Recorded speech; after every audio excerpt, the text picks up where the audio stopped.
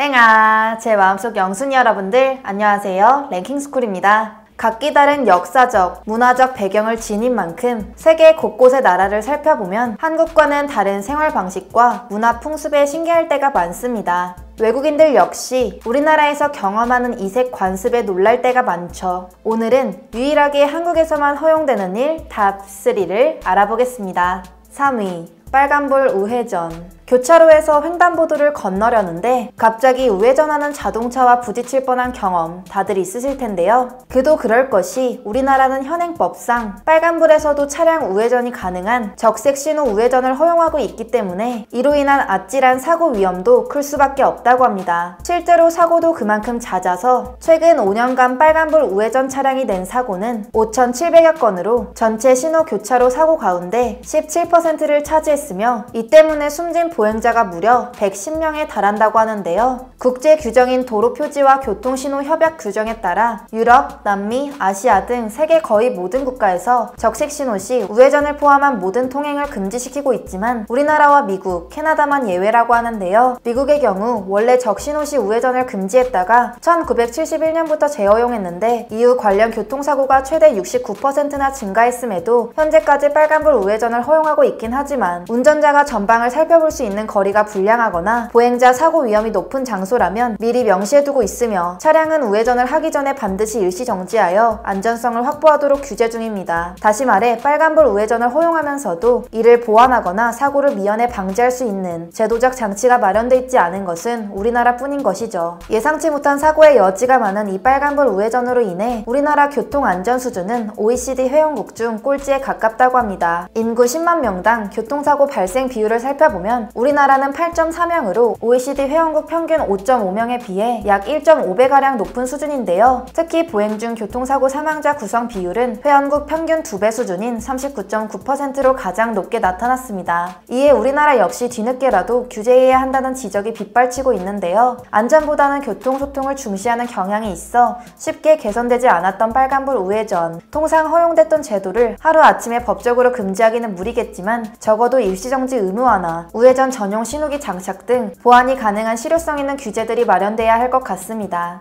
2위, 반성문 감형.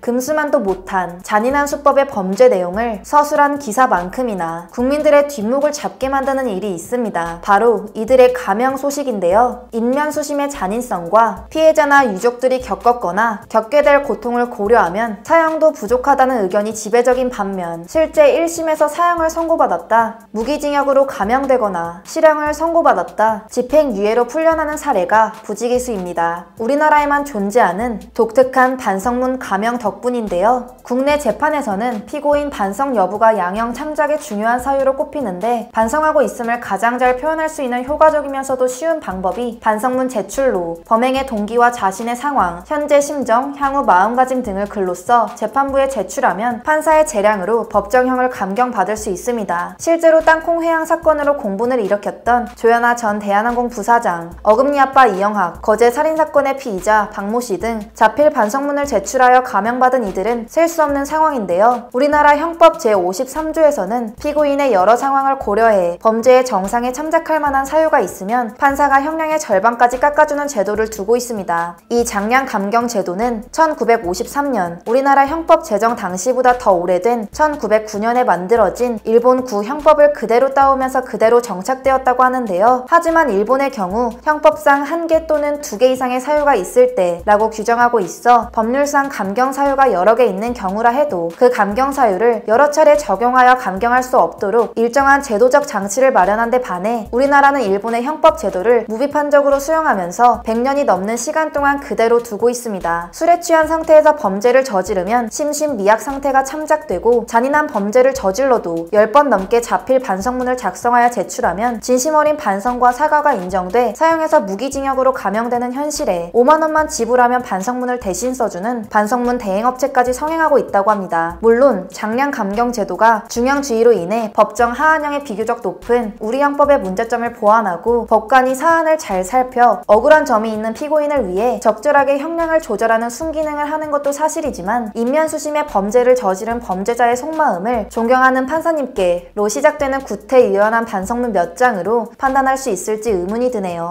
1위, 십자가 네온사인. 서울에 여행 온 외국인 관광객들이 고층에서 도심 야경을 바라보면 눈부신 아름다움에 탄성을 지르는 것도 잠시 이상한 궁금증을 갖게 된다고 합니다. 도시 전체를 뒤덮은 빨간 십자가 네온사인 때문인데요. 한국인이라면 매일 만나는 풍경에 이상할 게 없지만 기독교 국가에서 온 외국인에게조차도 어디서도 볼 수 없는 진풍경에 해당한다고 합니다. 미국이나 유럽의 경우 교회, 성당 등 종교 건물 자체가 하나의 랜드마크이자 길을 잃었을 때 등대와 같은 역할을 하기 때문에 대체로 종탑에 불을 밝히는 경우가 많지만 우리처럼 LED 조명을 십자가 전체에 장착하는 경우는 없고 조명을 단다 해도 십자가 자체가 아닌 최상단에 달린 시계 등에다 설치하는 방법이 대부분이라는데요. 우리나라에서만 만날 수 있는 독특한 십자가 네온사인은 그동안 빛공해의 주범으로 지적받으며 여러 논란에 휩싸인 바 있습니다. 교회의 숫자가 워낙 많다 보니 야간에 도시 곳곳에 보이는 붉은 십자가가 도시의 미관을 해친다는 의견도 많고 LED 조명을 단 십자가의 밝은 조명이 인근 주택까지 비춰서 주민들이 불면에 시달리는 등 적지 않은 고통을 받는 것인데요. 국내에서 십자가의 네온사인을 다는 유행이 시작된 건 1960년대로 초기만 해도 조명시설이 부족한 당시에는 어두운 저녁 시간대에 길을 잃어버리는 일을 방지하는 효과와 더불어 국민의 대다수가 개신교에 매우 호의적이었기 때문에 대체로 십자가 네온사인에 긍정적인 반응이 많았다고 합니다. 하지만 시간이 흐르면서 도시 곳곳을 밝히는 가로등이 생겨나 주된 역할도 상실했고 교회의 수가 대폭 늘어나면서 십자가 네온사인의 개수도 증가함에 따라 인근 주민들의 심기를 거스르게 된 것이죠. 수년간 이와 관련한 문제점이 대두되고 있지만 우리나라에서는 교회 십자가를 포함 종교 상징물의 조명에 대한 명시적인 규정 사항이 없다고 합니다. 이명박 정부 당시 5개 광고물 등의 인공 조명에 대한 법률 및 시행령이 개정되었으나 종교 시설물은 빠졌고 개정안에서는 종교 시설에서 비전멸 전기를 사용해 설치하는 종교 시설물을 옥상 간판 허가 범위에 포함하여 십자가에 그야말로 깜빡이는 조명만 달지 않는다면 어떤 조명이든 설치할 수 있게 되었습니다. 4년 후인 2012년 인공 조명에 대한 빛공해 방지법 시행령이 제정되면서 환경부가 예배당 십자가를 광고 조명으로 보고 금지 항목에 포함시켰지만 행정안전부 측에서 교회 십자가가 광고물에 해당하지 않는다는 법률 해석을 내리며 십자가 조명은 아직까지 허용되는 상황입니다. 안양시 기독교연합회에서는 안양시청과 협력 사업을 통해 밤 11시부터 새벽 4시까지 교회 십자가 조명을 자발적으로 끄는 방안을 채택했다고 하는데요. 이처럼 중앙정부와는 별개로 일시적인 조치를 취하는 것도 좋은 방법인 것 같네요. 한국인인 우리에게는 평범한 일상이자 수십 년간 지속되어온 관습으로 이상할 것 없이 자리 잡았다지만 문제점과 개선점이 있다면 적극적으로 고쳐나갈 필요도 있지 않을까요? 지금까지 랭킹스쿨이었습니다. 감사합니다.